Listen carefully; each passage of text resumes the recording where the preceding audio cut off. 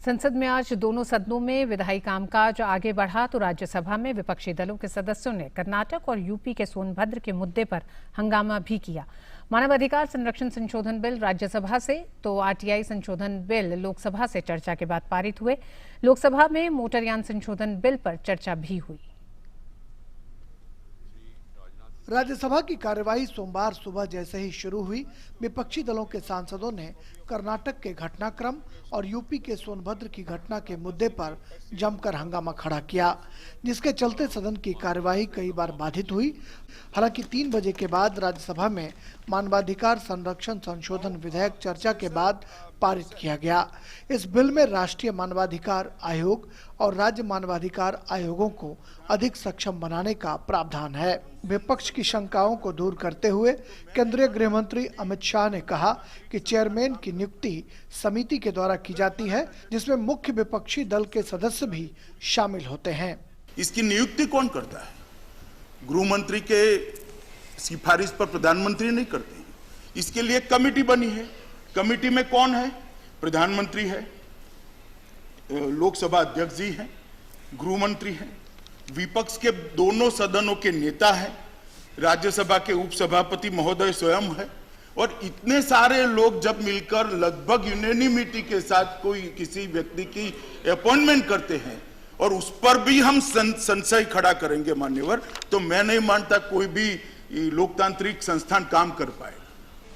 पिछले 13 वर्षों के दौरान जो आवश्यकताएं सामने आई है और जो चुनौतियां दिखी, उसके आधार पर यह संशोधन विधेयक लाया गया है। इसमें राष्ट्रीय और राज्य मानव अधिकार आयोग की कार्यक्षमता और उसमें बहुलता लाने के लिए यह प्रावधान किया गया है। उधर लोकसभा में सुबह 11 बजे सबसे पहले समस्तीपुर के सांसद रहे रामचंद्र पासवान और दिल्ली की पूर्व सीएम शीला दीक्षित के निधन पर श्रद्धांजलि दी गई और उसके बाद सदन की कार्यवाही 2 बजे तक के लिए स्थगित कर दी गई। 2 बजे के बाद लोकसभा में आरटीआई संशोधन बिल चर्चा के बाद पारित किया गया। आरटीआई संशोधन बिल के जरिए सूचना के अधिकार कानून 2005 में संशोधन का प्रस्ताव है। This government has been absolutely committed, as in other wings of governance, to ensure full transparency, full accountability. कुछ धाराएं ऐसी थी इस आरटीआई एक्ट में, जैसे मैंने इंट्रोडक्शन के समय भी कहा, कि शायद बहुत ज्यादा उत्साह में कहीं ना कहीं कुछ छूट गया। मैं ये भी नहीं कहूंगा जल्दबाजी से छूटा या कुछ और इरादे थे, लेकिन कहीं से कहीं छूट गया। और उन छूटे हुए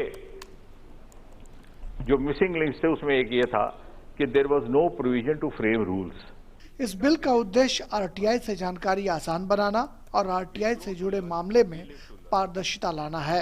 आरटीआई कानून को मजबूत करने के साथ साथ सरकार इस बिल के जरिए 2005 में बने सूचना के अधिकार कानून के नियमों को बेहतर बनाना चाहती है। संसद के दोनों सदनों में मौजूदा सत्र में जमकर कामकाज हो रहा है, लेकिन अभी भी कई विधेयक इसी सत्र के लिए लंबित हैं। अनुज यादव, शैलेंद्र मिश्र, विक्रमजीत सिंह के साथ